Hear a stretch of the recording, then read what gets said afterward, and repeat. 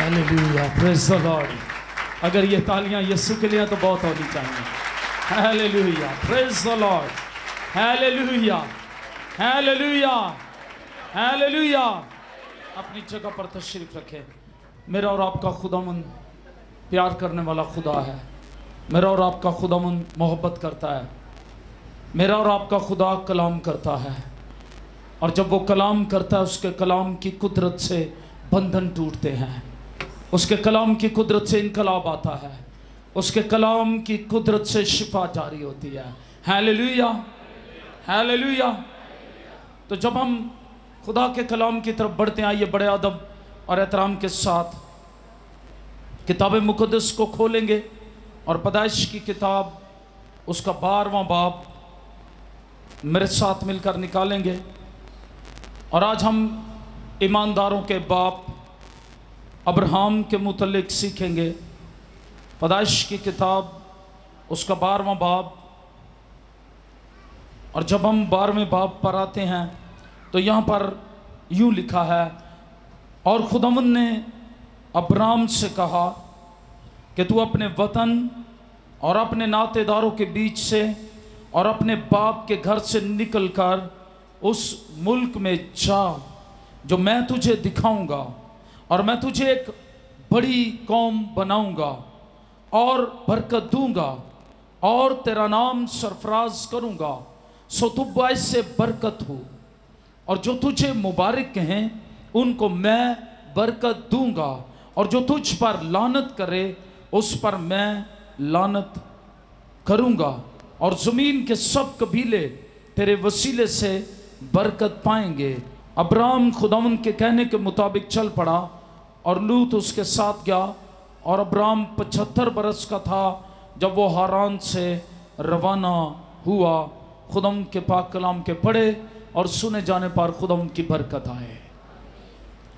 शुक्रगुजारी करते हैं। जब आमीन करते हैं दोनों हाथ खड़े करके आमीन, आमीन। तो अब्राहम जो है, जिसका नाम बदल कर बाद में अब्राहम रखा गया, अब्राहम तारा के 3 बेटों में से एक था, जो जनूबी मेसोपोटामिया में ऊर के मकाम पर पैदा हुआ। बादशाह मुल्क के शुमाली हिस्सा हारान में रहने लगा, और खुदा ने अब्राहम को हुक्म दिया, जिसका नाम बदल कर बाद में अब्राहम रखा गया। उसको हुक्म दिया कि वह अपने रिश्तेदारों और आबाई वतन को छोड़कर, अपने दोस्तों को छोड़कर, फ्रेंड्स को छोड़कर, सब कुछ छोड़कर वो उस नए मुल्क में जाकर रहे जहां खुदा उसे ले जाएगा। खुदा उसे वहां बड़ी कौम बनाएगा और खुदा उसे बरकत देगा। चुनाचे वो खुदा की आवाज़ पर लब्बैक कहकर मुल्क कनान की तरफ चल पड़ा। खुदा ने उसके साथ एक अहद बांधा। पैदाइश 15 बाब में हम देखते हैं खुदा ने उसके साथ एक अहद बांधा, और इस अहद के निशान के तौर पर खतने का हुक्म दिया। खुदा ने अब्राहम से कहा, वादा किया कि उस मुल्क को जिसमें वो अब चल फिर रहा है और उसे और उसकी औलाद को देगा।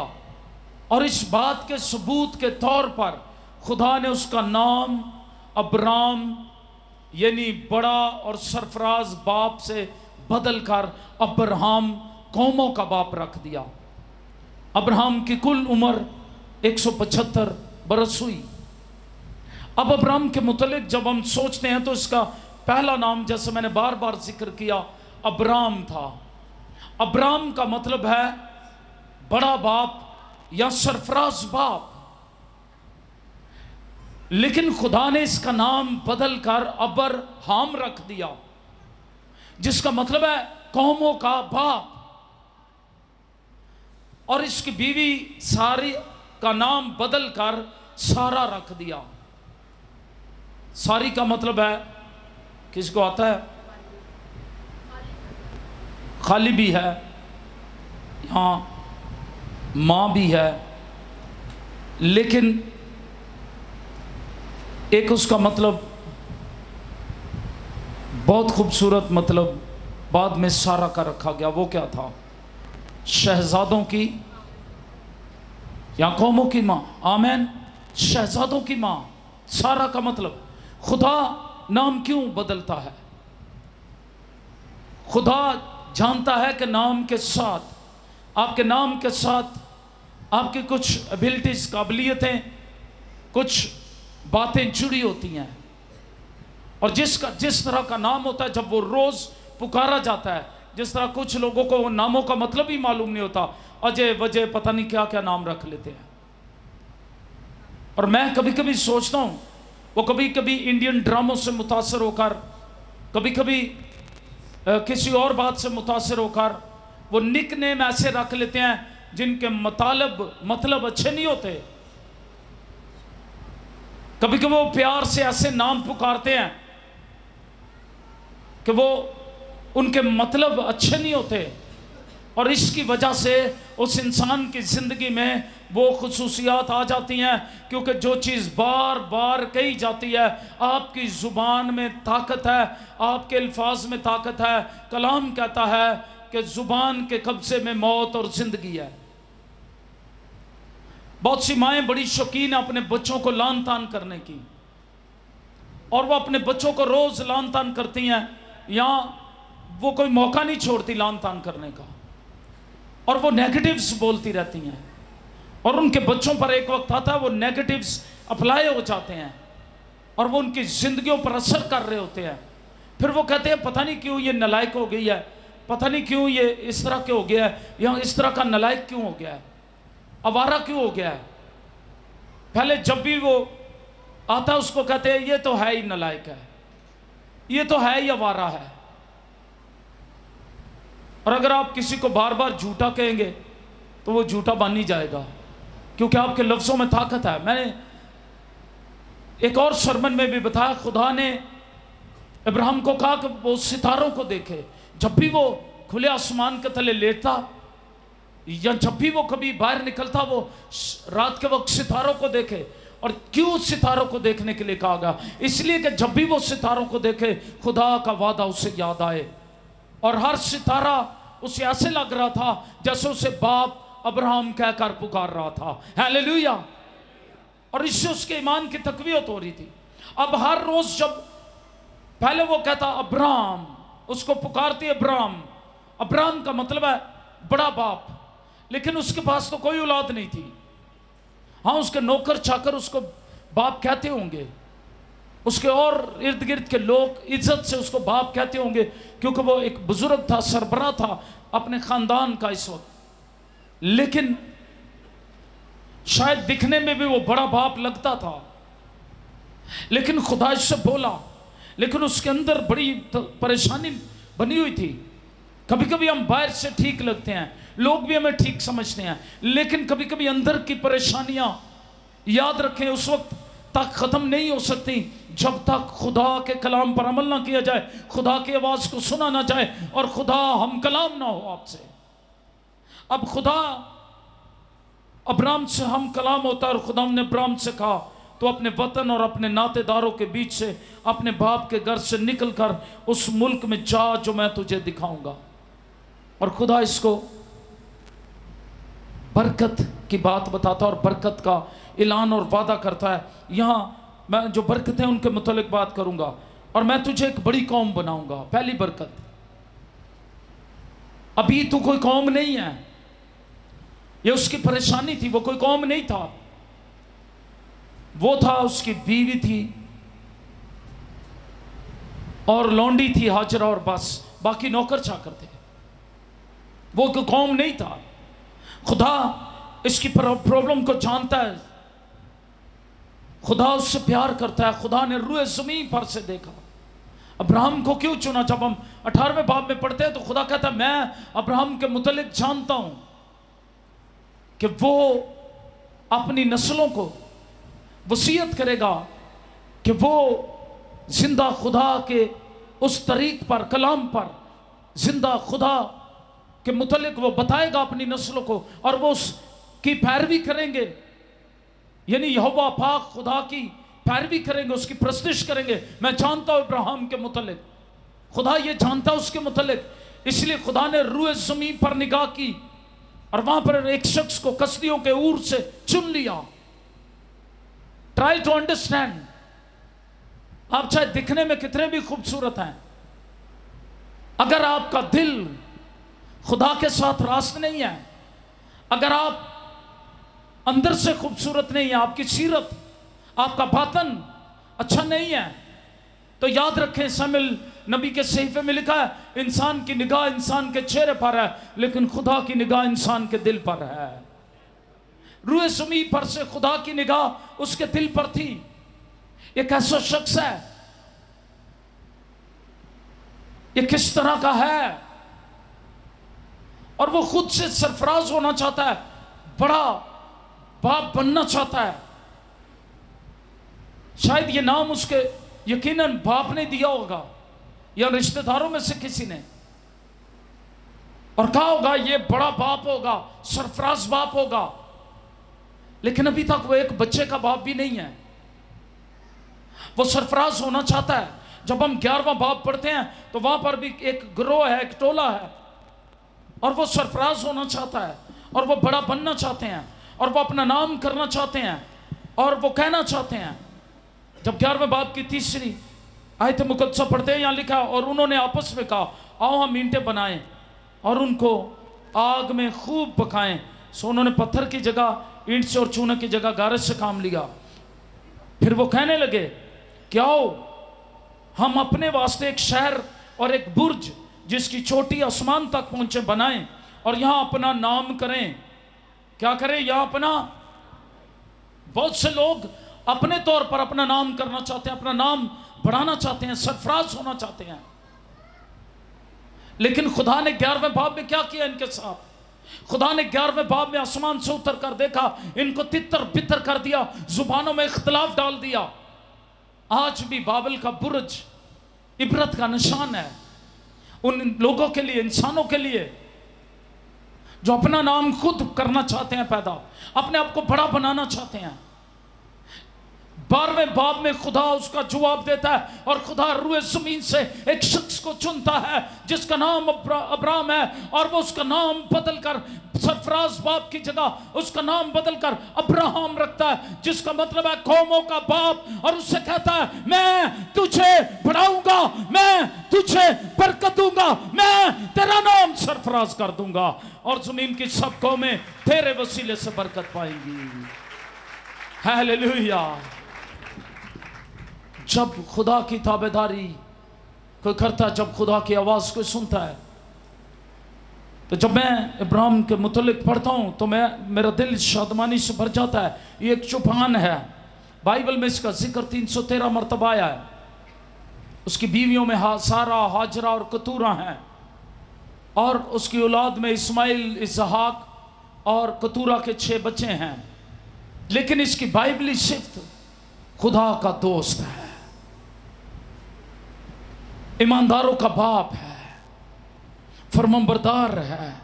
और जब हम इसके मुतल्लिक देखते हैं तो मैं इब्राहिम की उम्र के मुतल्लिक जब देखता हूँ तो 175 बरस, 65 बरस की उम्र के दौरान मिस्र में था वो, और 75 बरस की उम्र में हरान से कनान को रवाना हुआ, और खुदा इससे बोला,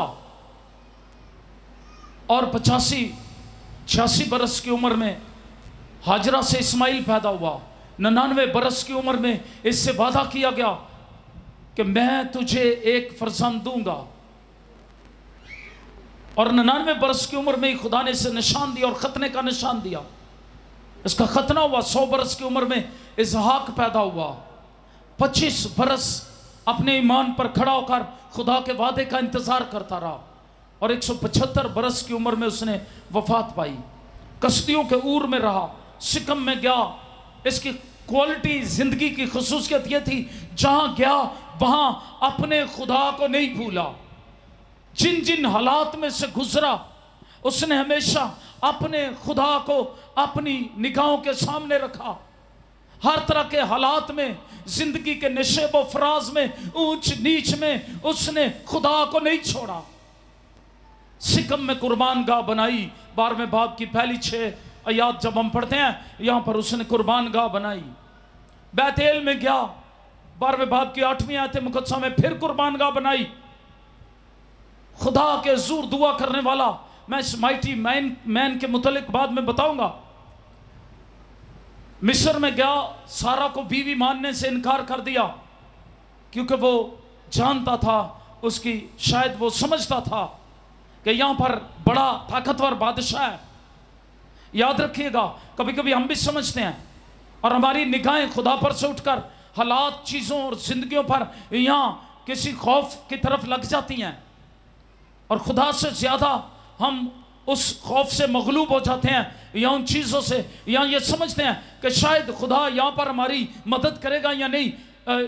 अब्राहम की ये एक मिस्टेक थी, उसने सोचा ये बादशाह मुझे मार देगा अबीमेलेक, इसलिए उसने इनकार कर दिया, अपनी बीवी मानने से इनकार किया। लेकिन खुदा वहाँ था, खुदा अबीमेलेक पर ज़ाहिर हुआ, और खुदा ने उस घराने की औरतों के रहम बंद कर दिए, और खुदा ने कहा ये मेरे बंदा की बीवी है तो उसे हाथ ना लगाना। आमीन। खुदा हर जगह, हर वक्त, हर तरह के हालात में आपके साथ है। इब्राहिम की कहानी हमें ये बताती है, बैतेल में गया, दुआ की, पैदाइश 13 बाब में, हबरून में गया, फिर कुर्बान गाह बनाई, पैदाइश 13 बाब की 18वीं आयत मुकद्दसा में, और फिर लूत की रहाई के लिए इसने कोशिश की। हबरून में फरिश्तों से मुलाकात हुई इसकी, सदूम की तबाही के वक्त खुदा के आगे शिफायत करने वाला हुआ, और जरार में गया, बैरसबा में गया, कोई मोरिया पर अपने बेटे को कुर्बान करने वाला हुआ, और वहां पर खुदा ने फिर इसको कहा कि मैं जान गया कि तू डरता है मुझसे। इट मीन्स मैं जान गया तू मुझसे मोहब्बत करता है। और मैं आपको बताना चाहता हूं, बैरसबा में इसकी वफात हुई, हबरून में इसको दफन किया गया, और इब्राहिम की बरकत को मैंने बताया, खुदा ने उससे कहा मैं तुझे आप एक बड़ी कौम बनाऊंगा, मैं तुझे बरकत दूंगा, मैं तेरा नाम सरफराज करूंगा। आमीन। कभी कभी कुछ लोग खुद ही अपने मुतलिक, अपनी इज्जत के मुतलिक सोचते रहते हैं, और चर्चिस में, खानदानों में जहां भी जाते हैं, प्रॉब्लम्स यकीनन क्रिएट करते और होती हैं प्रॉब्लम्स। लेकिन मैं आज आपको कहना चाहता हूं, जब खुदा किसी को बरकत दे, जब खुदा किसी की इज्जत को बढ़ाए, उसकी इज्जत को कोई कम या खत्म नहीं कर सकता। हालेलुया। खुदा ने उससे कहा, सो तो भाई से बरकत हो, जो तुझे मुबारक है उनको मैं बरकत दूंगा। आमीन। और जो तुझ पर लानत करे उस पर मैं लानत करूंगा। जमीन के सब कबीले तेरे वसीले से बरकत पाएंगे। इब्राहिम के वसीले से जमीन के कबीले कैसे बरकत पाएंगे? जब हम गलतियों 3 बाब उसकी 13वीं आयत मुकद्दसा और 14वीं आयत मुकद्दसा देखते हैं, वहां लिखा है इब्राहिम की बरकत यीशु मसीह के वसीले से हमारी है। इब्राहिम की बरकत यीशु मसीह के वसीले से किसकी है? मेरे पीछे के, इब्राहिम की बरकत यीशु मसीह के वसीले से हमारी है। अब वो आपकी है। वो कौन है जिसके वसीले से कौमें, कबीले बरकत पाते हैं आज भी?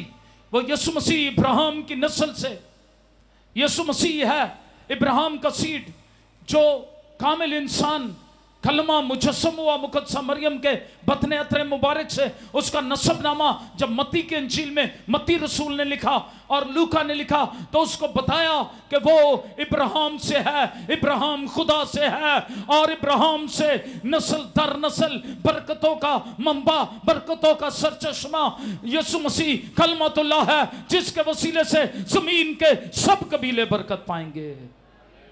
हालेलुया। आमीन। इसलिए याद रखिएगा, जब आप यीशु मसीह को कबूल करते हैं तो फिर इब्राहिम की बरकत यीशु मसीह के वसीले से आपकी है। मैं इसके किरदार की चंद खुसूसियात, करैक्टरिस्टिक्स बताना चाहता हूँ।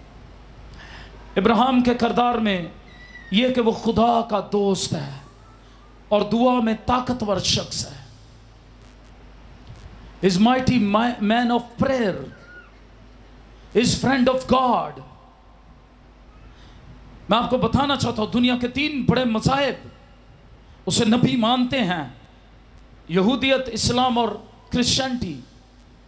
मसीहत उसे नबी मानते हैं, और कलाम में लिखा है वो खुदा का दोस्त है। यकूब 2 बाब की 24वीं आयत मुकद्दसा में भी। और जब हम आगे चलते हैं तो खुदा ने कहा कि मैं कैसे इब्राहिम से इन बातों को पोशीदा रखूं, जब वो सदूम और अमूरा को हलाक करने को था। अरबी में खलील, खलील अल्लाह कहा गया है। खलील अल्लाह का मतलब अरबी जुबान है, उसका मतलब यही है खुदा का दोस्त। खलील दोस्त, अल्लाह खुदा का दोस्त कहा गया है उसे, क्योंकि बाइबल मुकद्दस ने उसे खुदा का दोस्त कहा। आमीन। दुनिया मानती है, 3 बड़े मसाइब उसको मानते हैं। और जब खुदा सदूम और अमूरा को आग से और गंधक से हलाक करने को था, तो खुदा ने कहा कि मैं कैसे ये बात अब्राहम से छुपाऊं। पैदाइश की किताब उसका 18वां बाब और 17वीं आयत मुकद्दस जब आप देखते हैं तो यहाँ पर हम देखते हैं किस तरह यहाँ पर लिखा है, और खुदा ने कहा कि जो कुछ मैं करने को हूं, क्या उसे अब्राहम से पोशीदा रखूं। What a wonderful friend. Hallelujah. कैसा हैरानकुन दोस्त है खुदा। वो बातें जो सिर्फ खुदा की बातें हैं, वो ख्याल जो सिर्फ खुदा के ख्याल हैं, उनको शेयर करना चाहता है अब्राहम से, और उन्हें शेयर करता है।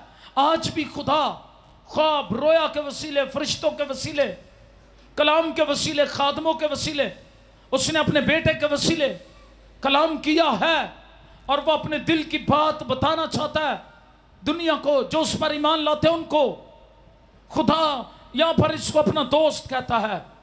और यीशु मसीह ने क्या कहा? अपने शागिर्दों से कहा, अब से मैं तुम्हें नौकर ना कहूंगा, क्योंकि नौकर नहीं जानता कि उसके मालिक की क्या मर्जी है, बल्कि मैंने तुम्हें दोस्त कहा है। Hallelujah, hallelujah. जब आप यीशु मसीह पर ईमान लाते हैं, आप उस तरह से नौकर नहीं है। यीशु मसीह हमारा बड़ा भाई, और इस तरह खुदा बाप हमारा बाप है। कोई कहेगा आमीन। अब खुदा चाहता उसके दोस्त हम बने। यीशु मसीह चाहता हम उसको ऐसा फ्रेंड ले। मैं कभी कभी कहता हूं, मुनादी करने वालों ने इतना डराया हुआ है, ये भी गुनाह है, वो भी गुनाह है, हंसना गुनाह है, रोना गुनाह है। बिलीव करें, इस तरह डराया हुआ है लोगों को। कोई किसी पर तनकीद कर रहा है, कोई किसी पर तनकीद कर रहा है। इस तनकीद ने लोगों की जिंदगियों को खुदा से दूर कर दिया हुआ है। हम एक्सेप्ट नहीं करते दूसरों को, हम कबूल नहीं करते, हम उन पर रहम नहीं करना चाहते, तरस नहीं खाना चाहते, हम बचाना नहीं चाहते किसी को। हम खुद भी इसलिए एक्सेप्ट नहीं होते। याद रखिएगा, खुदा के हुजूर माफ करो, तुम्हें भी माफ कर दिया जाएगा। रहम करो, तुम पर भी रहम। कसूरों को माफ करो, तुम्हारे कसूर भी। किस तरह खुदा के दोस्त बन सकते हैं? खुदा यीशु मसीह के मुतालिक सोचे। वो कैसी बड़ी हस्ती, कैसी पाक हस्ती, कैसी कदूसियत है, कैसी अज़लियत का मालिक है, लेकिन जमीन पर आ गया। कैसे लोगों के दरमियान जो नापाक, गुनहगार, गंदे, बुरे काम करने वाले थे, उनके साथ बैठकर उसने खाया। उस पर इल्जाम लगाया गया, ये शराबियों का दोस्त है, कसबियों का यार है। ये कोई छोटा इल्जाम नहीं है। कसबियों का दोस्त है, कसबियों के साथ खाता पीता है, इल्जाम लगाया गया। ये कोई छोटी बात नहीं थी। लेकिन यीशु मसीह ने क्या कहा? इब्ने आदम खोए मुंह को ढूंढने और निजात देने आया है। कलीसिया, मेरी और आपकी खिदमत ऐसी है। अगर यीशु मसीह हमारा दोस्त है, तो यहां देखें, इब्राहिम खुदा का दोस्त है। खुदा ने कहा, क्या मैं उससे वो पोशीदा रखूं जो कुछ मैं करने को हूं? जब आपका रिलेशन खुदा के साथ ठीक होगा, खुदा आपको वो बात बताएगा जो खुदा के दिल की बात है। रूह कुद्स के वसीले इस जमाने में खुदा आपसे कलाम करता है। हालेलुया। और मैं समझता हूं खुदा आपकी जिंदगियों को दूसरों की बरकत के लिए इस्तेमाल करना चाहता है। खुदा ने इब्राहिम की जिंदगी को दूसरों की बरकत के लिए इस्तेमाल किया। लूत उसके साथ रहता, वो बरकत पा गया। और जब चॉइस की बारी आई, तो कितना जबरदस्त इंसान है। उसने, जब लूत और उसके चरवाओं के दरमियान झगड़ा हुआ, अब इब्राहिम का दिल देखें कैसा है। तो उसने बड़े होते हुए सीनियर होते हुए भी लूत को कहा ये सारा इलाका तेरे सामने है, यू कैन चूज फर्स्ट, पहले तू चुनाव कर ले, अगर तू इधर को जाएगा मैं उधर को चला जाऊंगा, अगर तू इधर को जाएगा मैं उधर को चला जाऊंगा। गौर करें, कभी कभी हम क्या करते हैं, हम लोगों को चुनाव का हक नहीं देना चाहते, हम यहां तक कि खुदा के चुनाव का हक भी लोगों से छीन लेते हैं। और मैं कभी कभी कहता हूं खुदा प्यार करने वाला है, खुदा मोहब्बत करने वाला है, और खुदा तो माफ करना चाहता है, लेकिन ये इंसान है, हम हैं, प्रीचर है, कलीसिया है, जिसने लोगों को कबूल नहीं किया, उनको माफ नहीं किया, उन पर रहम नहीं किया, उनको तरस नहीं, उन पर तरस नहीं खाया। हिजकिय्याह 36 बाब में खुदा बड़ा गिला करता है, और ऐसे खादमों से भी, ऐसे लोगों से, आज मैं कहूंगा कलीसिया से, जिनके जिम्मे ये काम है, वो कहता है तुम ऐसे चरवाए हो, तुमने मेरी भेड़ों को सींगों से रगेदा है, तुमने खुद साफ पानी पिया लेकिन इनको पीने के लिए गदला पानी दिया है। आप लोगों को क्या ऑफर कर रहे हैं, हमेशा की जिंदगी या अपने अंदर की कड़वाहट? आप लोगों को क्या ऑफर कर रहे हैं? तुमने तो साफ पानी पिया, हमेशा की जिंदगी पाई है, वो साफ पानी कहां है? तुमने तो सब्जा खाया, ताजा हरा, लोगों को लताड़ा हुआ सब्जा देते हो, कैसे कलाम को पेश करते हो, कैसे जिंदगियों को पेश करते हो। क्या वो जिंदगी का पानी जो तुमने पिया वो दूसरों को पेश करते हो कि वो भी खुदा के दोस्त बन जाएं? मैं बड़ा फ्रेंडली हूं, कभी कभी लोग इसको शायद नेगेटिव भी लेते हैं, और वो समझते हैं पता नहीं क्यों, पता नहीं बड़ा लालच है, किसी से इस शख्स को बड़ा लालच है। यहाँ फादर साहब उन लोगों को बड़ा प्यार करते हैं जिनसे उनको मतलब है, ये भी कुछ लोग कह सकते हैं। उनके अंदर के नेगेटिव्स उनके हैं, मेरे नहीं हैं। That's not my problem, that's their problem, याद रखिएगा। लेकिन मैं हमेशा मसीह के मुतल्लिक सोचता हूँ, मैं हमेशा उस जिंदगी के पानी के मुतल्लिक सोचता हूँ। मैं तो गाड़ी में भी बैठ जाऊँ, मैं साथ वाले को फ्रेंड बना लेता हूँ। आपको याद है मैंने एक दफ़ा एक साथ वाले को फ्रेंड बनाकर उससे जहर भी खा लिया था। मैं तो इस तरह का फ्रेंड हूँ, खुदा ने मुझे बचा लिया, हालेलुया। क्योंकि जो मेरा फ्रेंड है वो बड़ा कुदरत वाला है, उसने मुझे बचा लिया, हालेलुया। याद रखिएगा, खुदा चाहता है, हम क्या पेश कर रहे हैं, हम क्या ऑफर कर रहे हैं। हमने तो जिंदगी का पानी पिया, हमारी अगर यीशु जीसस फ्रेंड से दोस्ती है, फ्रेंडशिप है, तो क्या ये फ्रेंडशिप हम दूसरों को ऑफर कर रहे हैं? मैं कभी कभी कहता हूं अगर पाकिस्तानी यूरोप में होते तो शायद वो तो सबको कत्ल कर देते, कहते यह भी रास्तबाज नहीं, वो भी रास्तबाज नहीं, एदियां बावां नंगियां ने, ओ ऐ की करदा पिया, ओ की करदा पिया, ओ की करदा पिया। हाँ मैं कहता हूं कल्चर का एहतराम करे, लेकिन इससे बढ़कर जिंदगियों, इंसानों का एहतराम करे। जब आपके अंदर से इंसानियत का एहतराम चला जाता है, मैं आपको बताना चाहता हूं, हिटलर वो शख्स था जिसके अंदर कड़वाहट भरी हुई थी, उसने तो जिंदगी का पानी पिया ही नहीं था, वो यीशु मसीह को जानता ही नहीं था, जिंदगी का पानी, हमेशा की जिंदगी ऑफर करने वाले को जानता ही नहीं था, इसलिए उसके अंदर बदरुएं थी, उसके अंदर कड़वाहट भरी हुई थी।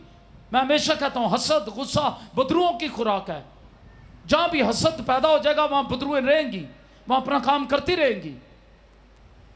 उसके अंदर हसद भर गया हुआ था यहूदियों के लिए, उसके अंदर बड़ी नफरत भर गई हुई थी यहूदियों के लिए, और इतनी नफरत भर गई हुई थी कि उसने 60 लाख यहूदियों को दूसरी जंग-ए-अज़ीम में मरवा दिया, क्योंकि उसके पास दुनिया को देने के लिए यही था।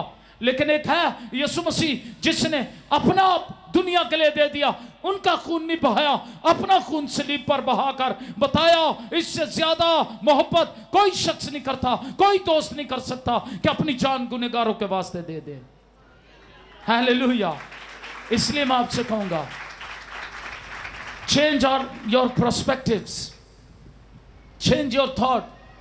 वक्त आ गया कि हम सोचों को बदलें, हम कबूल करें, माफ करें, रहम करें, एक्सेप्ट करें लोगों को। चर्चिस क्यों खाली हैं? इसीलिए खाली हैं, हम किसी को एक्सेप्ट नहीं करते। हम चाहते नहीं गुनहगार चर्च के अंदर आए, असं कहने तो नासी जाए, जो आ भी जाए कोई उसके साथ किसी को पता हो ये शराब पीता है, थोड़ा दूर होके बैठते हैं हम। याद रखे ये क्रिश्चियनिटी नहीं है। मैं डेविड विल्करसन के मुतालिक जानता हूं, इब्राहिम ऐसे खुदा का दोस्त नहीं था, उसके अंदर वाकई दोस्तों वाला दिल था। आमेन आमेन। मैं आगे बताऊंगा वो उसके अंदर दोस्तों वाला दिल कैसे था। डेविड विल्करसन की एक किताब मैंने पढ़ी, ये फिल्म भी है लेकिन फिल्म आप ना देखें, उसमें काफ़ी कुछ है, आप सिर्फ किताब ही पढ़ लें। स्विच ब्लेड एंड क्रॉस या क्रॉस एंड स्विच ब्लेड, सलीब और खंजर, उसकी उर्दू तर्जमा भी हो चुका है, आप पढ़ें। उसमें लोग जब वो बाइबल लेकर निकलता है मुनादी करने, चौकों में खड़ा होता है, तो उसका वास्ता एक मंशियात फरोश गैंग से हो जाता है और वो उनको कलाम सुनाता है, वो उसके मुंह पर थूकते हैं, लेकिन वो एक ही बात बार बार उनको कहता है कि कोई बात नहीं, अपने मुंह पर से थूक साफ करता है और कहता है कोई बात नहीं, एक है जो आपसे प्यार करता है, और वो हमेशा यही कहता है यीशु मसीह तुमसे बहुत प्यार करता है। और फिर उसे मारते हैं, वो फिर उसे ये उनसे उठकर यही कहता है यीशु मसीह तुमसे बहुत प्यार करता है। कहते हैं अब इस इलाके में ना आना, वो फिर उस इलाके में चला जाता है। वहां पर उन्होंने लोगों को, औरतों को नशे पर लगाया होता है, और औरतें और लड़के और लड़कियां वहां नशे में धुत बुरे काम कर रहे होते हैं, बदी कर रहे होते हैं। वो फिर वहां चला जाता है, वो उसे मारते हैं बड़ा। वो दोनों गैंग्स मिलकर पहले आपस में लड़ रहे होते हैं, लेकिन जब डेविड विल्करसन जाता है वो आपस में लड़ना छोड़कर उसको मारना शुरू हो जाते हैं। कहते हैं तुझे कहा था इधर ना आना, तू फिर यहां लोगों को खराब करने आ गया है। वो फिर कलाम सुनाता है, कहता है इससे बेहतर एक जिंदगी है, और वो मैं तुम्हें बताना चाहता हूं, तुमसे अगर कोई प्यार नहीं करता, तुम नशा कर रहे हो, तुम बदी में पड़े हुए हो, एक है जो तुमसे प्यार करता है और उसका नाम यीशु है। यीशु तुमसे प्यार करता है। वो हर वक्त उनको जाकर यही कहता है, फिर मार खाता है, जख्मी होता है, आकर इलाज करवाता है, पट्टियां बांधता है, इलाज करवाता है, फिर चला जाता है एक दिन।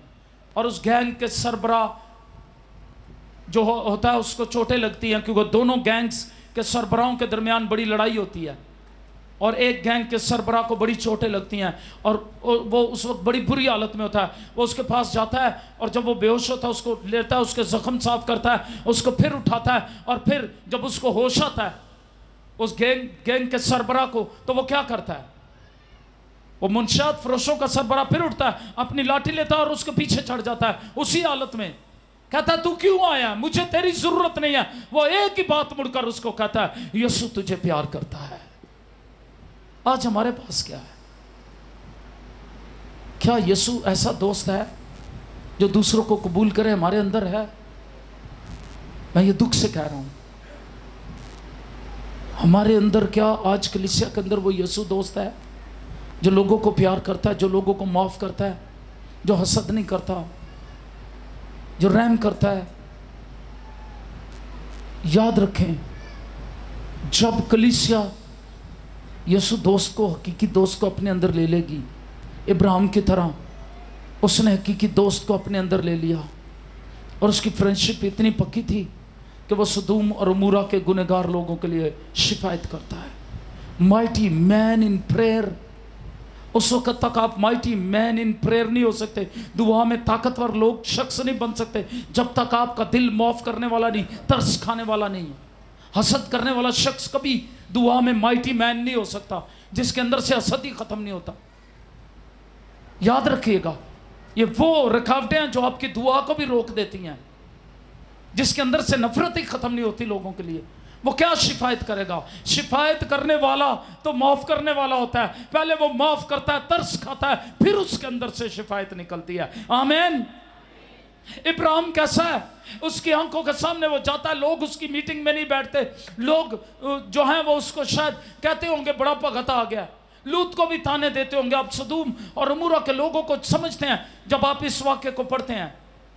इतना बुरा माशरा है जिसकी कोई इंतहा नहीं है। लोग औरतों को छोड़कर मर्द मर्दों से रोसियाई के काम कर रहे हैं, औरतें औरतों से बदी कर रही हैं। यह होमोसेक्सुअलिटी है जो आज भी दुनिया में है। आज भी दुनिया में औरतें औरतों से शादी कर रही हैं, मर्द मर्दों से शादी कर रहे हैं, और बहुत सारे मुल्कों में यह कानून पास हो गया हुआ है। इतनी बदी है, इस बदी के बावजूद भी सोचें इब्राहिम क्या कर रहा है।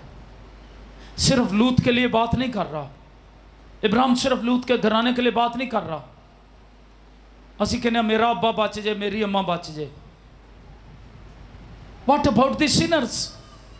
उनको किसने बचाना है? कौन उनके लिए आगे बढ़ेगा? कौन कहेगा हम आपको एक्सेप्ट करते हैं?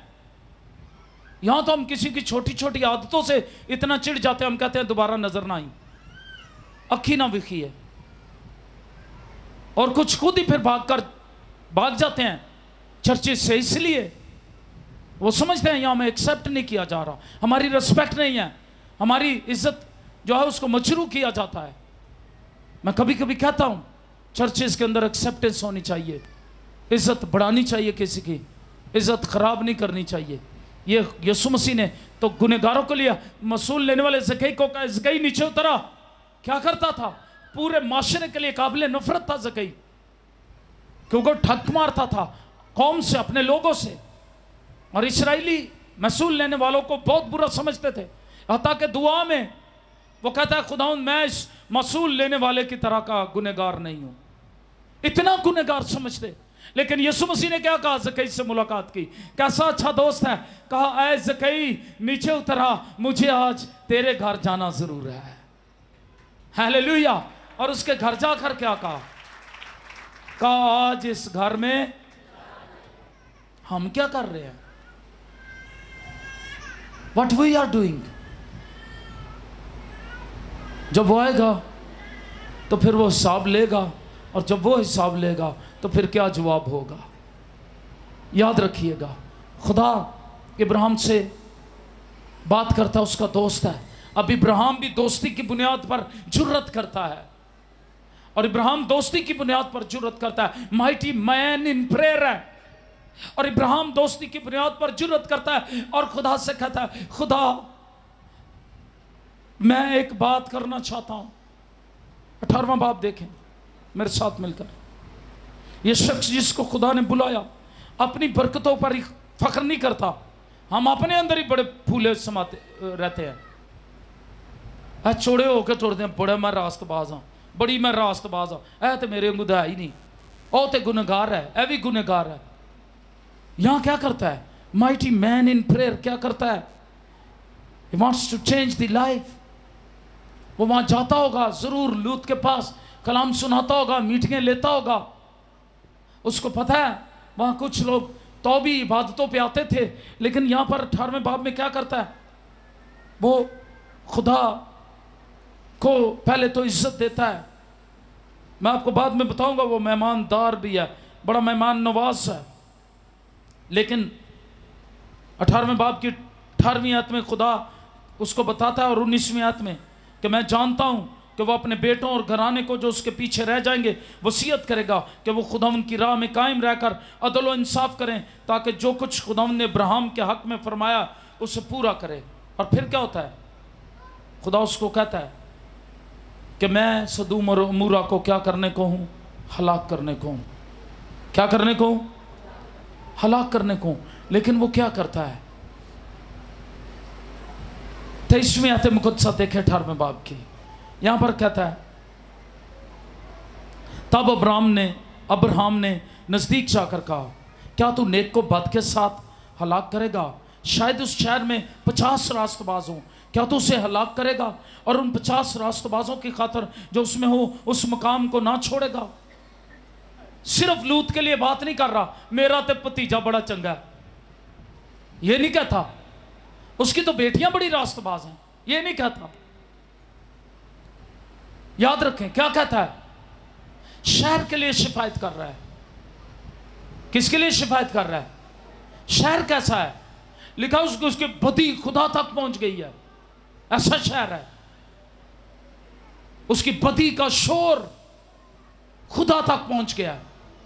हर काम में उन्होंने इंतहा कर दी है, आखिरी कर दी है, अखीर कर दी है, फिर भी खुदा के लोगों को कैसा होना चाहिए। इब्राहिम कैसा है, क्या कर रहा है, ये नहीं कहता मार दे इन्हों, सिर्फ लूत नूं कढ़ लिया, मार दे इन्हों, मैं ही रास्तबाज हाँ सिर्फ। क्या कहता है, खुदा देख तू नेक को बद के साथ हलाक नहीं कर सकता, शायद उस शहर में 50 रास्तबाज हो, क्या तू उसे हलाक करेगा? उन 50 रास्तबाजों की खातर जो उसमें हो, उस मकाम को ना छोड़ेगा? छोड़ दे, माफ कर दे उन सबको। आला शिफायत है। मेरे और आपके मुनज्जी ने सलीब पर शिफायत की, कहा बाप इनको माफ कर, क्योंकि ये नहीं जानते कि क्या करते हैं। What we are doing, हमारी अनाही इतनी बड़ी हो गई है, वो खुदा से भी बड़ी हो गई है। हमारा गुस्सा ही, हसद ही इतना बड़ा है, वो खुदा से भी बड़ा हो गया है। हम भूल जाते हैं खुदा कौन है। यहां पर वो क्या कहता है, तमाम दुनिया का इंसाफ करने वाला है तू, क्या तू इंसाफ नहीं करेगा? और मुझे सदूम के शहर में के अंदर 50 रास्तबाज, तब खुदा कहता है मिले तो मैं उसकी खातर, उनकी खातर उस मकाम को छोड़ दूंगा। आहिस्ता आहिस्ता कहता है अच्छा खुदा 50 नहीं है, खुदा उसे दिखाता है गिन किधर है 50, खुदा उसे दिखाता देख, और वो वही खड़े होकर खुदा के हुजूर, खुदा उसको दिखा रहा है, शायद मैं यूं समझता हूं। खुदा कहता है 50 नहीं है, वो कहता है ठीक है खुदा देख देख मैं तेरी मिन्नत करता हूं। और उसने, मैंने खुदा से बात करने की जुर्रत की, अगरचे मैं खाक और राख हूं, ये आपकी हैयत, ये आपकी माहियत, आप खुद क्या हैं, क्यों उकड़े फिरते हैं, क्यों माफ नहीं कर सकते दूसरों को, क्यों कबूल नहीं कर सकते दूसरों को? कलाम में लिखा है इब्लीस खूनी है शुरू से और खून करना चाहता है। बड़े आराम से हम कह देते हैं मैं उसे धक्के दूंगा, मैं तो उन्हें धक्के दांगी, मैं तो उन्हें वाला तो फड़ के इंज करांगी, बड़े आराम से कह लेते हैं। इब्लीस खूनी है और खून करता आया है, झूठा है, झूठों का बाप है। आप देखें आपके अंदर करैक्टरिस्टिक्स किसके हैं, खुसूसियात किसकी है, क्या खुदा की या इब्लीस की? खुदा की, खुदा के लोगों की खुसूसियात कैसी है? Is a friend, is mighty man because he is friend of God, and being the friend of God he can forgive, वो माफ कर सकता है, वो शिफायत करने वाला है, वो माइटी मैन है प्रेयर में, दुआया जिंदगी इसलिए उसका दिल तरस से भरा हुआ है। शायद वो जाता हो, लोग उसे बुरा भला कहते हो, कहते हो बड़ा भगत आ गया, फिर भी शिफायत कर रहा है। क्या कहता है खुदा, अगर मैं खाक और राख हूं, 50 रास्तबाजों में से 5 कम हो, खुदा कहता है ठीक है, फिर नहीं होता। खुदा फिर उससे कहता है शायद वहां 40 मिले, खुदा कहता है ठीक है, फिर कहता है तो काम नहीं बनता पिया, काम नहीं बन रहा, फिर कहता है अब खुदा के हुजूर खड़ा है, कहां खड़ा है? फिर उसने कहा, 30वीं आयत मुकद्दस, खुदावंद नाराज ना हो तो मैं कुछ और अर्ज करूं, शायद वहां 30 मिले। उन्हें क्या 5-5 घटाण नाल काम नहीं बनता पिया, कट्ठे ही 10 थले ले आवा, 40 नहीं थे 30 सही, कितने हो जाए? 30 हो जाए। ये है शिफायत, ये है शिफायत, दूसरों के लिए तरस रखना। Then you can be called the friend of God, फिर आप खुदा के दोस्त कहलाते हैं। फिर मसीह आपका दोस्त है, दुनिया कहेगी आप मसीह के दोस्त हैं, मसीह आपका दोस्त है। फिर कहा अच्छा यहाँ पर भी काम नहीं बनता, अगर मुझे वहाँ 30 मिले तो खुदा ने कहा मैं ऐसा नहीं करूँगा। फिर उसने कहा देखिए, अब अल्फाज सुनिए फ्रेंडशिप के, देखिए देखिए मैंने खुदा से बात करने की जुर्रत की। फिर उसने कहा देखिए मैंने खुदा से बात करने की जुर्रत की, शायद वहाँ 20 मिले, 10 और, अब 5-5 नहीं कम कर रहा, कितने कम कर रहा है? खुदा ने कहा ठीक है भाई, तू अब मेरा फ्रेंड है। खुदा क्यों फ्रेंड बनाना चाहता है? यीशु मसीह ने क्यों कहा तुम मेरे दोस्त हो? इसलिए कि दोस्त ही दोस्त के दिल की बात जानता है। याद रखिए, उसने कहा तुम नौकर नहीं हो, अब तुम मेरे दिल की बात जान सकोगे। और यहां पर दिल की बात जानते हुए फिर कहता, तब उसने कहा खुदावंद नाराज ना हो तो मैं एक बार और कुछ अर्ज करूं, शायद वहां 10 मिले, नहीं मिले। ये बड़ी ट्रेजेडी है, लेकिन अब्राहम ने अपनी पूरी कोशिश की। याद रखिएगा, सदूम और उमरा को छोड़ देने पर इसरार बुनियाद, उसकी बुनियाद दोस्ती ही है। खुदा की मोहब्बत आपके अंदर से, शिफायत आपके अंदर से नजर आनी चाहिए। ये शख्स की क्वालिटी थी पहली। फिर वो मेहमान नवाज है। जब 3 फरिश्तों को उसने आते देखा 99 बरस की उम्र में, बुढ़ापे के बावजूद खैमे के दरवाजे के पास बैठा हुआ है, दौड़ा है मिलने को। क्या किया? दौड़ा है, क्योंकि उसके उनके ढंग से उसे मालूम होता है ये आम लोग नहीं है। आमीन। उनकी इज्जत अफजाई की, जमीन तक झुका, खिदमत गुजार, पुरजोश, अपने मेहमानों को अच्छे तरीके से वेलकम कहने वाला, खाना खिलाने की ख्वाहिश रखने वाला। खुदा के लोगों की सिफ्त देखे, खुसूसियात देखे इब्राहिम की, ऐसे ही नहीं खुदा का दोस्त कहलाया। आमीन। इधर क्या हो जाता है, एक भी मेहमान आ जाए तो क्या होता है, अंदर बोर्ची खाने से अजीब आवाज़ें आना शुरू हो जाती हैं, किचन से अजीब आवाज़ें आना शुरू हो जाती हैं। कभी कभी मेहमान सुन के आप ही उठ के टुर जाता है, वो कहता भाई रहन दो, मैं आप ही खा लांगा खाना। What's the problem? Problem is not money, problem is not warm weather.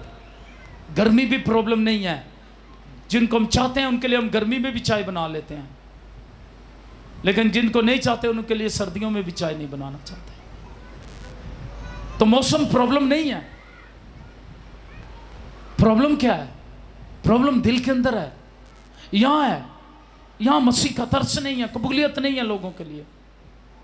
वहां मेहमान की इज्जत करता है, खाना खिलाने का ख्वाहिशमंद है। इब्राहिम का ये तर्ज अमल दूसरों के लिए मिसाल बन गया। और नए अहदनामे में क्या कहा गया?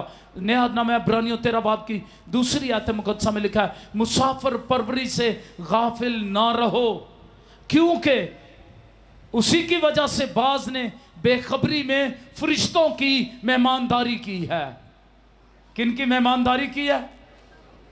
फरिश्तों की भी मेहमानदारी की है। किसने की? इब्राहिम ने। हालेलुया। खुदा यीशु मसीह अपनी दूसरी आमद में जब आएंगे आमद सानी में, तो मैं आपको बताऊं एक सवाल होगा। जब वो तख्त पर बैठेंगे, दाएं तरफ वालों को कहेंगे मेरे बाप के मुबारक लोगों इधर आ जाओ। बाएं तरफ वालों से वो एक सवाल करेंगे, शिकवा करेंगे, तुम क्यों इधर हो? तुम क्यों मलाउन हो? ऐ मलाउन हो, मेरे सामने से उस हमेशा की आग में चले जाओ जो इब्लीस और उसके फरिश्तों के लिए तैयार की गई है। आग किसके लिए तैयार की गई? इब्लीस और उसके फरिश्तों के लिए। लेकिन तुम मलाउन हो, तुम उसमें चले जाओ। ये नया अहदनामा पढ़ रहा हूं, मत्ती की इंजील 25 बाब 41 से 43 में आते हैं मुकद्दसा में ये लिखा है, क्यों उस आग में चले जाओ मलाउन हो? क्योंकि मैं भूखा था, तुमने मुझे खाना ना खिलाया। मैं प्यासा था, तुमने मुझे पानी ना पिलाया। परदेसी था, तुमने मुझे अपने घर में ना उतारा। नंगा था, तुमने मुझे कपड़ा ना पहनाया। बीमार और कैद में था, तुमने मेरी खबरगिरी ना ली। वो कहेंगे कब कब हमने ऐसा किया? वो क्या कहेगा? जब इन छोटों से छोटों में से किसी के साथ तुमने ये सलूक नहीं किया। हकीर जाना दूसरों को, कदर नहीं की इंसानों की, तो तुमने मेरी हकारत की है, क्योंकि मैं इनको बनाने वाला हूं। इसलिए मैं आज ये कहूंगा, डोंट बी हिटलर। ये हिटलर दीदी, एक ड्रामा में एक फैमिली में गया, उन्होंने कहा जी साड़ी दीदी हिटलर दीदी है। मैंने कहा ये क्या? उन्होंने कहा जी इंडिया का ड्रामा है एक, बड़ी तड़ले वाली हमारी बीबी दीदी जो है। मैंने कहा अच्छा, क्या क्या करती है? बहुत सही सख्त है, इसलिए हम इसको हिटलर दीदी कहते हैं। तो हिटलर दीदी ना बने, ये ड्रामे में ठीक है, हिटलर भी ना बने। हमारे माशरे में लोग बड़े फख्र से कहते हैं तू कड़ा हिटलर है। हिटलर में बदरुएं थी, उसने 60 लाख यहूदियों को मरवाया, कोई हीरो नहीं है वो। हिटलर दीदी में भी बदरुए हैं, हिटलर वाली। और आज जो हिटलर है, अपने आप को कहा मैं हिटलर हूं, उसमें बदरुए हैं। इंसानियत से मोहब्बत नहीं है, खुदा से प्यार नहीं है, तरस नहीं है, वो मसीह नहीं हो सकता। याद रखिएगा, अगर आप मसीह बनना चाहते हैं तो मसीह की तरह कहें। आमीन। उसकी तो पोशाक पर भी कुरा डाल दिया गया, ये लो तुम्हारे काम आ जाती है, ले लो। आमीन। उसने सलीब पर कहा माफ करो। आमीन। इसलिए याद रखें, आपको मेहमान नवाज बनना है। तीसरी बात, फरमाबरदारी। अब्राहम फरमाबरदार था। खुदा ने कहा छोड़ रिश्तेदारों को, क्योंकि वो ऐसी जगह पर था जहाँ वो खुदा को जलाल नहीं दे सकता था, और खुदा उसे उस राह पर ले जाना चाहता था जिसमें से वो बरकतें देना चाहता था। कभी कभी हम खुदा के साथ चलते हैं तो हम बुड़बुड़ाने लगते हैं या रुक जाते हैं, लेकिन याद रखें, हम नहीं जानते, आप नहीं जानते, इब्राहिम भी नहीं जानता था। इन राह पर चलकर, उस रास्ते पर चलकर जो खुदा मुझे बता रहा है, मैं और मेरी नस्ल कितनी बरकत पाएंगी। खुदा के राह पर चलने से इनकार ना करे, अगरचे उसमें शुरू में मुश्किलात भी हों, खुदा को ना छोड़े, राह फरार इख्तियार ना करें, एस्केप ना करें, छोड़ ना दें, गिव अप ना करें, वो चलता रहा। आप नहीं जानते उन राहों में कितनी बरकतें हैं। हालेलुया। तो याद रखिएगा, इस फरमाबरदारी की वजह से उसने मलके सिद्दक सालम के बादशाह को दायकी पेश की। क्या किया? ऊंची आवाज में बताएं, क्या पेश किया? दायकी क्या है? 10वां हिस्सा कमाई का इब्राहिम ने पेश किया। वो सिर्फ ऐसा ही शख्स नहीं है। आज क्या करते हैं लोग? गीत गाते हैं, दिल मेरा ले ले प्यारे यीशु, तूने इसे बनाया है, मेरी जेब को ना हाथ लगाना, इसको मैंने कमाया है। पैसे की बारी आती है, लोगों के दिल पर हाथ पड़ता है। याद रखिएगा, बखील आदमी कभी क्रिश्चियन नहीं हो सकता। बखील जो किसी की मदद नहीं करता, किसी पर तरस नहीं खा सकता, वो कभी क्रिश्चियन नहीं हो सकता। बखील को पैसे से प्यार है, उसका खुदा उसका पैसा है। वो ये नहीं जानता ये खुदा ने पैसा दिया है और इसमें से 10वां हिस्सा किसका बनता है। इब्राहिम जान गया, उसने उस कायन को, मिलके सिद्दक सालम के बादशाह और कायन को, जो मसीह की तर्ज पर अबदी कायन है, जिसका ना कोई नसब नामा, जो बिन नसब नामे क्या है, वो यीशु मसीह की शबीह है, उसको क्या दी? दायकी दी। हालेलुया। आप भी जब दायकियां देते हैं किसी चर्च को, किसी पादरी को नहीं देते। आप हदिये देते हैं किसी चर्च या पादरी को नहीं देते। आप किसको देते हैं? मलके सिद्दक सालम के तौर पर अबदी कायन और बादशाह यीशु मसीह को देते हैं। और जो नहीं देते, याद रखें, उनका वो बादशाह भी नहीं, उनका कायन भी नहीं, उनका खुदावंद भी नहीं है। वो अपना पैसा खा जाते हैं सारा ही। ये फरमाबरदारी थी जो उसको खुदा के साथ चलने पर उसने सीखा, उसने देना सीखा। और फिर क्या किया? यहां तक देना सीख लिया। अगर वो दायकी ना देना सीखता तो याद रखेगा, वो अपना बेटा कभी खुदा को देने के लिए तैयार ना होता। आज भी जो लोग दायकी नहीं देते, याद रखें, वो बेशक हैं कि मैं असी अग दियां पट्टियां सड़ांगे, असी शेरां दियां गारां विच वड़ांगे, सूली उल्टी चढ़ाओगे तो चढ़ांगे। ये गाने की हद तक ठीक है। दायकी तो आपकी जेब से निकलती नहीं, जिंदगी कैसे दोगे? जिसने दायकी देना सीखी, जिसने फरमाबरदारी करना सीखी, एक वक्त आया, खुदा ने उसका टेस्ट लिया और कहा मैं तेरा टेस्ट लेना चाहता हूं, क्योंकि तुझे मैंने ईमानदारों का बाप बनाना है, तू मेरा दोस्त है। आज मैं तेरा टेस्ट लेना चाहता हूं, तू मुझसे कितना प्यार करता है। माल और दौलत से तो मैंने तुझे आजमाया, तू प्यार नहीं करता, चीजों से प्यार नहीं करता, लेकिन तू अपने बेटे से प्यार करता है सबसे ज्यादा। कहा तेरा इकलौता बेटा जिससे तू सबसे ज्यादा प्यार करता है, उसे मेरे लिए कुर्बान कर दे। अगर पहले दायकी देना ना सीखता, कुर्बानी देना छोटी ना सीखता, तो बड़ी कैसे दे सकता था। मैं आज आपको बताना चाहता हूं, जोशुआ टाउन के लिए, प्रेयर टावर के लिए 2 लोगों ने अपने घर दे दिए हैं और तीसरी फैमिली तैयार है। हालेलुया। क्यों? इसलिए कि वो पहले दायकी देने वाले थे। वो खुदा से प्यार करने वाले थे, फरमाबरदारी करने वाले। दूसरा सोचता है 10,000 तनख्वाह 1,000 रुपया मैं दे आवा, 20,000 तनख्वाह 2,000 चर्च में, वो फिर चर्च और खुदा नहीं कहते, कहते पादरी साहब नू दे आइए। ओ भाई, खुदा का खादम कोई भी भूखा नहीं है रुपए पैसे का, याद रखिएगा। अपने खादमों को तो वो कौवों के वसीले भी गोश्त और खुराक दे देता है। हालेलुया। अपने खादमों की पालना करना वो जानता है। आपने अपनी फरमाबरदारी को पेश करना है खुदा के आगे दाई की देकर। मैं फिर कहूंगा, आप किसी चर्च या पादरी को नहीं दे रहे, आप किसको दे रहे हैं? मलके सिद्दक सालम के तौर पर अब्दी कायम और बादशाह यीशु मसीह को देते हैं। Hallelujah, hallelujah. फिर वो इस काबिल हुआ कि बड़े टेस्ट में से पास हो जाए, और यहां तो लोग छोटे टेस्ट में ही फेल हो जाते हैं।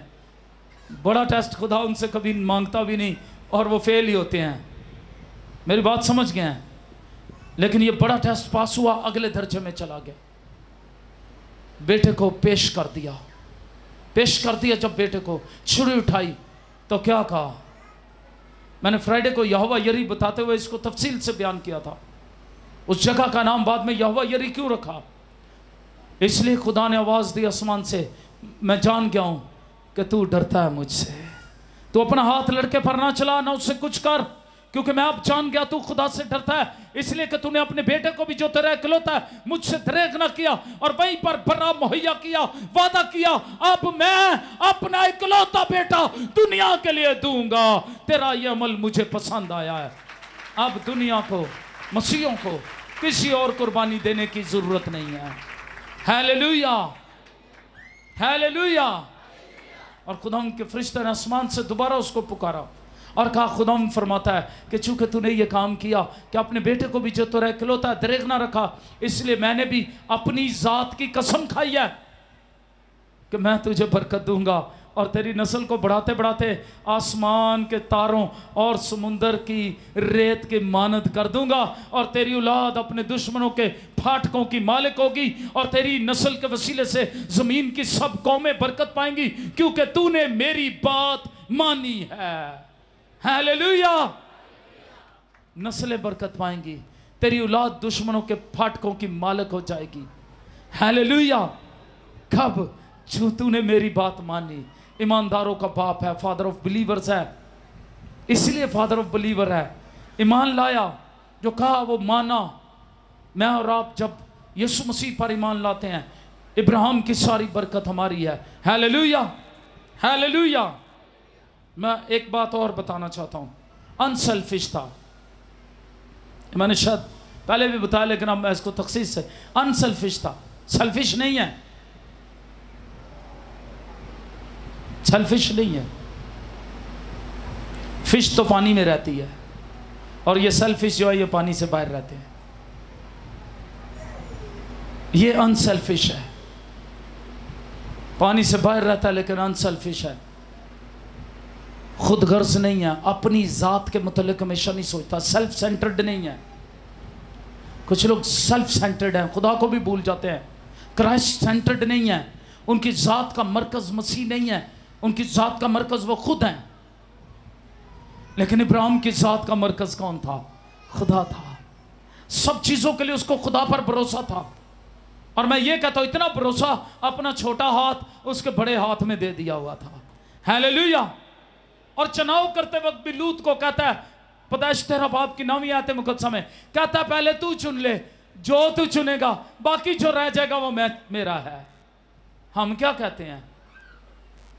हम किस तरह का ईमान रखते हैं? ऐसे ही ईमानदारों का बाप नहीं कहलाया। याद रखें, मुझे और आपको खुदा पर तवक्कुल करना है। और एक और आखिरी बात जो मैं करना चाहता हूँ वो ये, इतना ईमान में मजबूत शख्स जिसके मुतल्लिक हम कह सकते हैं, इतना ईमान में मजबूत शख्स, वंडरफुल इन फेथ। आखिरी हवाला पढ़ेंगे इब्रानियों के नाम पौलुस रसूल का खत, उसका 11वां बाब और उसकी 17वीं आयत मुकद्दसा। इब्रानियों 11 बाब 17 आयत मुकद्दसा। यहाँ पर देखें क्या लिखा है।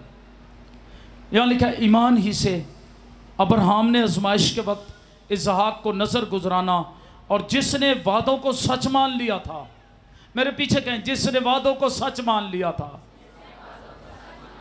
जितने वादे उसके साथ किए गए उसने उन्हें झूठ नहीं माना। याद रखें,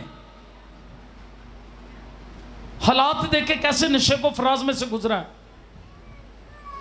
सफर की हालत में है, मुसाफराना जिंदगी गुजारी, लेकिन क्या किया, वादों को, खुदा के वादों को क्या किया, सच माना। मेरे पीछे कहें, खुदा के वादों को क्या माना, सच माना। और क्या किया, और वो उस इकलौते को नजर करने लगा जिसकी बाबत यह कहा गया था, इसहाक से ही तेरी नस्ल कहलाएगी। अब क्या कहा गया था, इसहाक से तेरी नस्ल कहलाएगी। कैसी हैरानकुन बात है, आपका एक बेटा हो, उसी से आपकी नस्ल कहलाएगी, उसी को खुदा कहता है कुर्बान कर दे। नस्ल कैसे आगे बढ़ेगी? खुदा के सारे वादे जो हैं वो बड़े खतरे में पड़ गए हैं। सोचता खुदा वो वादा कहां गया, खुदा मेरी नस्ल कहां बढ़ेगी, कहां आसमान के सितारों, कहां जमीन की समुद्र की रेत के बराबर होगी। तू तो एक ही है, इसको भी कहता कुर्बान कर दे, जिससे तूने वादा किया नस्ल बढ़ाने का। लेकिन क्या किया, वादा करने वाले को सच माना। और कैसे सच माना, आइए आगे पढ़ें। क्योंकि ये समझा, अब समझने की बात है, हम समझते ही नहीं है, हम समझते ही नहीं है। घंटा कलाम सुनाया जाए, 2 घंटे भी सुनाया जाए, हम समझते ही नहीं है। आखिर में कोई तो कहता बहुत बड़ा अच्छा सी बड़ा, आज तो पास सब बड़े पुरजोश सन, कुछ कहते हैं आज बड़े गुस्से में थे, कुछ कहते हैं आज कोई गल होएगी, कुछ कहते हैं आज बड़े खुश थे, कुछ कहते हैं। एक शख्स ने मुझे एक मीटिंग में कहा, पास साहब आज तो तुम फटे ही खेड़ देते ने। मैं कहा कोई तेरी भी फटी उखड़ी है कि नहीं, तूने भी कुछ समझा या नहीं, या तेरी अकल पर वही पर्दा पड़ा हुआ है जो इब्लीस ने डाला हुआ है। तो यहां पर समझने की बात है, उसने वादों को सच मान लिया क्योंकि वो समझा, वो समझ गया, वो समझा कि खुदा मुर्दों में से जिंदा करने की, जिलाने पर भी कादिर है। चुनाचे उन ही में से तमसील के तौर पर वो उसे फिर मिला। ईमान ही से इसहाक ने होने वाली बातों की बाबत भी यकूब और यसऊ दोनों को दुआ दी। अब क्या किया अब्राहम ने, वो समझ गया, अपने खुदा को समझें, वो क्या चाहता है, वो कैसा है। वो समझा कि खुदा मुर्दों में से जिंदा करने के काबिल है। अगर मैं कुर्बान गाह बनाकर उस पर लकड़ियां रखकर अपने बेटे को कुर्बान करके उसे आग लगा दूंगा, जैसी कुर्बानी सोख्तनी कुर्बानी को आग लगाई जाती है, तो भी मेरा खुदा इस राख में से एक नया इसहाक जिंदा करके खड़ा कर देगा, क्योंकि वो अपने खुदा को समझ गया। उसका खुदा कितना कुदरत वाला है, वो ये कर सकता है। आइए आज आपके जो भी प्रॉब्लम्स हैं, मसाइल हैं, जैसे भी हालात हैं, उनमें खुदा को समझें। खुदा आपके लिए सब कुछ कर सकता है, और खुदा पर भरोसा आपको बरकत देगा। खुदा पर भरोसा आपकी जिंदगियों को चेंज कर देगा। खुदा पर भरोसा आपकी सोचों में, ख्यालात में, दिल में शादमानी ले आएगा। खुदा पर भरोसा आपकी जिंदगियों को एक नई जहत, एक नई समझ दे देगा। आइए अपने पांव पर खड़े हो जाएं, आइए दुआ मांगना शुरू करें। हालेलुया, दुआ मांगना शुरू करें। शबा रसा का माना रा बाबा। और मेरी दरख्वास्त है सारा से वो सामने आ जाएंगी खुदा उनकी खादमा, और वो दुआ मांगने में रहनुमाई करेंगी। हो रशबरा सिकी बिलोरो सोलोरा ला रासा हो रशबला राजा ला रा कबला रसी। खुदा वे कदूस खुदा यहोवा खुदा ओ रोशोलोरो जोरा बरा जाला रा करासी। तू जो कुदरत वाला है, तू जो जोरावर खुदा है, तू जो मुहीब है, तू जो कादिर है, तू जो सब कुछ करने की कुदरत रखता है, हम तेरी शुक्रगुजारी करते हैं आज के कलाम के लिए। खुदावंद कदूस खुदा, हम तेरी आवाज़ के लिए तेरी शुक्रगुजारी करते हैं कि तूने हमारी तरबियत और नसीहत की। हम तेरी शुक्रगुजारी करते हैं ए बाप रशाला रजारा बरा जाला रखा रासी। हमें खुदावंद सुनने वाले कान और कबूल करने वाला दिल दे, ताकि हम इस कलाम को महज सुनने वाले नहीं बल्कि इस कलाम पर अमल करने वाले बन जाएं। और खुदावंद कदूस मेहरबान खुदा, कलाम के मुताबिक हम तेरे बेटे और बेटियां कहलाएं। और रोशबर रजारा कबला रासी, और खुदावंद कदूस खुदा हमारा उठना, हमारा बैठना, हमारा गुफ्तगू करना, हमारा देखना, हमारा चलना, हमारा सुनना, हमारा बोलना पाक हो जाए। और रशाला रज़ारा खबराजी की भी रोसो, और खुदावंद हर तरह के इब्लीस के गंदे नापाक ख्यालों से, इब्लीस की गंदी नापाक तासीरों से, चालों से, सोचों से हमें आजाद कर, हमें पाक कर। और खुदावंद कदूस खुदा हम अपने गोल को, अपनी मंजिल को भूलने वाले ना हो, क्योंकि खुदावंद कदूस खुदा तूने हम में से हर एक को ओ खुदावंद कदूस खुदा खिदमत के लिए जो तोड़ा, जो लियाकत दी है, हम उसे लायक तौर पर तेरी खिदमत गुजारी के लिए इस्तेमाल करने वाले हों। और खुदावंद कदूस मेहरबान खुदा इस कलीसिया के पासबान होते हुए खुदावंद कदूस मेहरबान खुदा तेरे बंदा के लिए, तेरे खादिम के लिए तेरी और बरकत को चाहती हूँ खुदावंद कदूस खुदा। और रिशबर रज़दार कबला रसी, ताकि खुदावंद कलाम की बातों को खुदावंद हम तक पहुँचाने वाला हो, और बड़ी सच्चाई और दयानतदारी से जब तेरे बंदा ने कलाम की बातों और सच्चाइयों को ओ खुदावंद कलीसिया तक, और बहुत सारे जो लोग इस वक्त जोशुआ टीवी को देख रहे हैं उन तक पहुंचाई, हम तेरी शुक्रगुजारी करते हैं खुदावंद मेहरबान खुदा। हमें फजल बख्श दे कि हम खुदावंद कदूस खुदा कलाम के सच्चे वादों पर ईमान रखने वाले हों, यकीन रखने वाले हों। तो खुदावंद कदूस मेहरबान खुदा तेरा वादा है कि जो कुछ तुम दुआ में मांगो तुम्हारे लिए हो जाएगा। और खुदावंद कदूस खुदा हम उस दिए हुए इख्तियार से उस कुदरत को इस्तेमाल करते हैं, उस इख्तियार को इस्तेमाल करते हैं जो तूने अपने लोगों को, अपनी कलीसिया को दिया। और रिशबा रज़ारा खबराजो ला रज़ाला रखा ला रज़ा खबरासी के जाओ सांपों और बिच्छुओं को कुचलो और दुश्मन की सारी फौज पर गालिब हो, तुम्हें कोई जरर ना पहुंचेगा। खुदावंद कदूस खुदा आज हम दुश्मन को ओ खुदावंद कदूस खुदा उसकी खोपड़ी को अपने पांव तले ओ कुचल देते हैं। और रशाला रज़ारा खबला रासी की बीरोसो, और हर उस ख्याल को, हर उस सोच को जो खुदावंद मनफी है और तेरे काम के खिलाफ है, तेरी खिदमत के खिलाफ है, ओ रशाला रोज़ेरी की बिलारोसो, उसे खुदावंद कदूस खुदा तेरी सलीब के सामने रखते हैं। और खुदावंद कदूस खुदा इरी बिरीजी की रिकाला रज़ाला ला रज़ा इदला राजी की बिलाराजो इराशाला रोज़ारा खबराजी, हम सिर्फ ऊपर से दिखावे की दुआएं करने वाले ना हो, बल्कि हमारे किरदार, हमारे खुदावंद कदूस खुदा अमाल, और खुदावंद कदूस खुदा हमारी निगाहें, हमारी सोचें, हमारा बोलचाल खुदावंद कदूस खुदा तेरे कलाम के मुताबिक हो। और खुदावंद कदूस खुदा हम तुझ पर और खुदावंद कदूस खुदा तेरे कलाम पर अमल करने वाले हों, ताकि हम में से मसीह दूसरों को नजर आए। ईराशाला रोज़ोरा कबरासी, हम तेरा नूर और रोशाला रोज़ोरा कबरासी बनकर तेरी रोशनी को मुनक्कस करने वाले हों दूसरों पर। और खुदावंद कदूस मेहरबान खुदा सारे तारीकी के अंधेरे, सारी इब्लीस के गंदे नापाक मंसूबे, इब्लीस के काम यीशु के लोग की कुदरत और धारा से कैंसिल करते हैं, उन्हें खुदावंद कदूस खुदा तेरे कदमों के नीचे कुचलने का हुक्म देते हैं। इरिशोलो रोज़ोरा कबला राशा और रखा ला रज़ा रखा बरासी की बीरोसो और रखा बाबा बाबा ला रज़ा ला रखा ला राजी की बीरीसी। और खुदावंद कदूस मेहरबान खुदा तेरा फखर और रिशोलो रोसी, हमारा फखर तेरी सलीब हो। और रीगा खराजी भी रिशोलो रोसो, और खुदावंद तू हमारा जिंदा खुदा है, तू दुआओं को सुनता और उनका जवाब देता है। हम तेरी शुक्रगुजारी करते हैं खुदावंद कदूस खुदा, जब जब तेरे लोगों ने तुझे पुकारा तूने उन्हें जवाब दिया।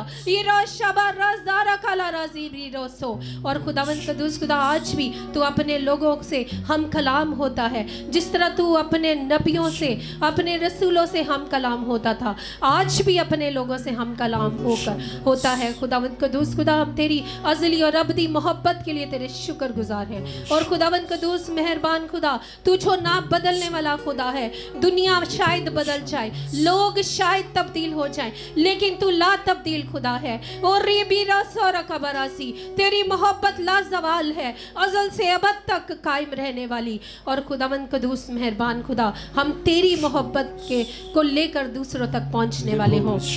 और खुदावंद कदूस खुदा और रीबी सी की भी लो रोसो, क्योंकि तू पाक है और तू चाहता है तेरे लोग भी पाक हो जाए। और रबर राजारा खाला रासी, और तेरे लोगों के ओ खुदावंद तू ऐसी ही कलीसिया को लेने के लिए आने वाला है जिनके बदन में कोई दाग या छुरी ना हो। और रीबी रासा हमें फजल बख्श दे कि हम तेरे कलाम के मुताबिक अपनी जिंदगियों को गुजारने वाले हो, अपनी सोचों को, अपने ख्यालों को खुदावंद मसीहा तेरे कलाम के मुताबिक ओ खुदावंद कदूस खुदा अमल में लाने वाले हो। और खुदावंद तू हमारी जिंदगियों में देखा और जाना जाए, और लोग खुदावंद कबीले कौमें हमारे वसीला से बरकत पाए। बरकत दे, यीशु के नाम से मांगते हैं पाते। आमीन। खड़े रहेंगे, जो बीमार हैं उनके लिए दुआ करेंगे, दुआ में लग जाएं। हालेलुया।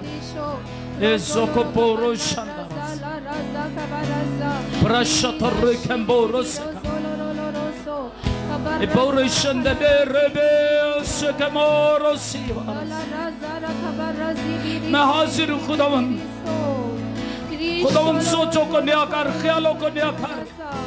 यीशु सोचे नहीं करता, यीशु कुवत नहीं करता, और दिल भी नया चाहिए।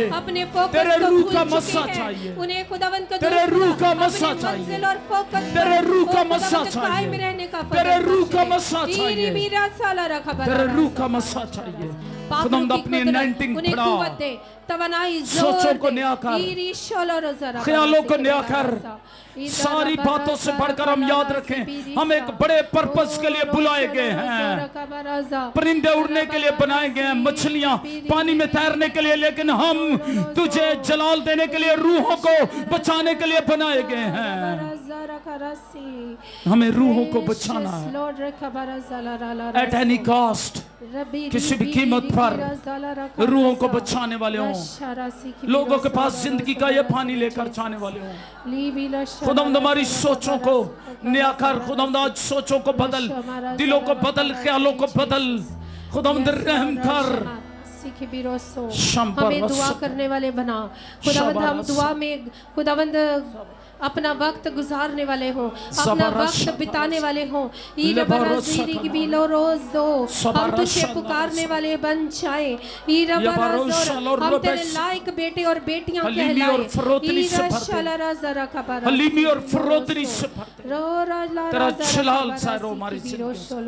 तू नजर आए हमारी जिंदगियों से, हमारे उठने बैठने चलने फिरने देखने से तू नजर आए। तेरी कुदरत, तेरा हमारी सोचे पाक हो जाए, हमारे ख्याल पाक हो जाए। रहम कर खुदाम कदूस खुदा। और खुदाम इन दरखास्तों के लिए दुआ करते हैं, जो यहाँ ये इस बच्चे के लिए खुदाम मिकाइल के लिए दुआ करते हैं, जो 1 साल का है, उसे शुगर हाई ब्लड शुगर है। यीशु के नाम में मिकाइल की हाई ब्लड शुगर जाती रहे, इस बच्चे को शिफा दे। खुदाम दिरम के लिए दुआ करते हैं, जिसकी औलाद नहीं है, सना राशिद के लिए दुआ करते हैं, उन्हें औलाद जैसी नेमत दे। खुदाम इसी तरह जुनैद और इकरा के लिए दुआ करते हैं, मदिया और हसन के लिए दुआ करते हैं, फरा और सलीम के लिए दुआ करते हैं, औलाद जैसी बरकत दे। खुदाम पतरस जवेद के लिए दुआ करते हैं, उसे गवर्नमेंट जॉब दे। जोसेफ के लिए दुआ करते हैं, उसे कारोबार दे। जिन लोगों के कारोबार नहीं है, जो इस वक्त हमें लाइव देख रहे हैं, इस वक्त प्रोग्राम देख रहे हैं, इबादत में शरीक हैं, खुदा मैं उनके लिए दुआ करता हूं, उनको रुपए पैसे की कमी उनके घरानों से चली जाए, गुर्बत और मुफलिसी चली जाए, लानतें और बीमारियां चली जाए, और खुदा कर्ज और सूद की लानत चली जाए, नशे की लानत चली जाए, जादू टूने की तासीरें चली जाए, बीमारियां चली जाए, हार्ट के प्रॉब्लम चले जाए, गुर्दों के प्रॉब्लम चले जाए, हर तरह के हेपेटाइटिस की बीमारी चली जाए। खुदा कदूस खुदा अपने फसल से घेर। कैंसर जैसी बीमारी को यीशु मसीह के नाम में हुक्म देते हैं, कैंसर की बीमारी यीशु मसीह के नाम में छोड़ेंगे। कोरोना वायरस जैसी वबा से ने रहाई दे, बचाए रख, और जो बीमार है उन्हें शिफा दे। और खुदा कदूस खुदा अपने लोगों को संभाल। मुल्क पाकिस्तान के लिए, पूरी दुनिया के लिए तेरी बरकत चाहते हैं, और खुदा कोरोना वायरस की वबा जल्द खत्म हो जाए यीशु के नाम में, यीशु के नाम में। रिपाउ शानदार रबस कमा हर तरह के और वबाओं को, बीमारियों को, लानतों को यीशु मसीह के नाम में डांटते और बांधते हैं, इन बदनों से चली जाएं। हर तरह की दर्दें यीशु के नाम में चली जाएं। बारा शानदार रबस कमा जिनकी आंखों की लाइट डिम है यीशु मसीह के नाम में पूरी हो जाए। बंद आंखें खुल जाएं, बहरे कान खुल जाएं, लानते चली जाएं। रीढ़ की हड्डी के मोरे जो अपनी जगह पर दुरुस्त नहीं है वो दुरुस्त हो जाएं। हार्ट के प्रॉब्लम चले जाएं यीशु के नाम में। शानदार। शुगर की बीमारी, ब्लड प्रेशर की बीमारी यीशु मसीह के नाम में चली जाए। खुदाम लबलबे को न्याय कर वो शुगर को कंट्रोल करे। लानते और बीमारियां और दर्दें यीशु मसीह के नाम में चली जाएं। तेरे लोग शिफा पाएं। जो बच्चे एग्जाम दे रहे हैं उनके एग्जाम में उन्हें खुदाम कामयाबियां और सरफराजियां दे। खुदाम चर्च सिक्योरिटी के लिए, यूथ के लिए, लीडरशिप के लिए तेरी बरकत चाहता हूँ, तेरा फजल चाहता हूँ। क्वायर के लिए तेरी बरकत चाहता हूँ। खुदाम तेरे लोगों के लिए जो तेरी हजूरी में हाजिर हैं, तुझे जलाल देना चाहते हैं, रूहों को बचाना चाहते हैं, उनके लिए तेरी और बरकत चाहता हूँ। खुदाम जो जोशुआ था उनके लिए, प्रेयर टावर के लिए खुदाम कुदूस खुदा रोज दुआ करते अपनी हदिया चाहते रहे। प्रेयर टावर के लिए जो रवात में खुदाम दम बनाने को है, खुदाम उसके लिए खुदाम उन्हें बरकत दे। खुदाम उनके तन मन धन को पर तेरी बरकत आए। खुदाम किसी चीज की कमी और मुखलसी ना रहे और खुदाम अपने नाम को जलाल दे। जोशुआ टाउन में जिन्होंने प्लॉट बुक करवाए उनको बरकत दे और जिन्होंने अभी तक बुकिंग नहीं करवाई उन्हें फसल बख्श, वो बुकिंग करवा सके ताकि तेरे लोग तेरी हुजूरी में खुदाम प्रेयर टावर के पास उस खूबसूरत सोसाइटी में रह सके जो सिर्फ क्रिश्चियनों के लिए एक डेवलपमेंट प्रोग्राम है। खुदाम कुदूस खुदा अपने लोगों को बरकत दे, तेरा नाम जलाल पाए। खुदाम कलीसियाओं पर, दुनिया के मुकद्दसीन पर बरकत चाहते हैं, अपने मुल्क के लिए बरकत चाहते हैं, वज़ीर आज़म के लिए बरकत चाहते हैं, अफवाज पाकिस्तान के लिए बरकत चाहते हैं, सिक्योरिटी इदारों के लिए, अदलिया के लिए तेरी बरकत चाहते हैं। खुदाम आपको बरकत दे, खुदाम आपके साथ हो। God bless you. जितने यहाँ देख रहे हैं लाइव उनको भी खुदाम बरकत दे। जो फ्राइडे वाले दिन भी लाइव में हमारे साथ रहे और इसी तरह जोशुआ टाउन की बुकिंग करवाएं। प्रेयर टावर को अपनी दुआओं में याद रखें। खुदाम आपको बरकत देना चाहता है। खुदाम की हजूरी आपको छू रही है। इस जगह पर जहाँ भी आप आपको छू रही है, उसकी हजूरी में बढ़ते जाएं जब तक वो बादलों पर नहीं आ जाता। यीशु मसीह को अपना निजात देंदा कबूल करके उसकी हजूरी में बढ़ते रहें और खुदाम में बरकतें पाएं। God bless you. खुदाम आपको बरकत दे। खुदाम की मदद तसल्ली आपके साथ।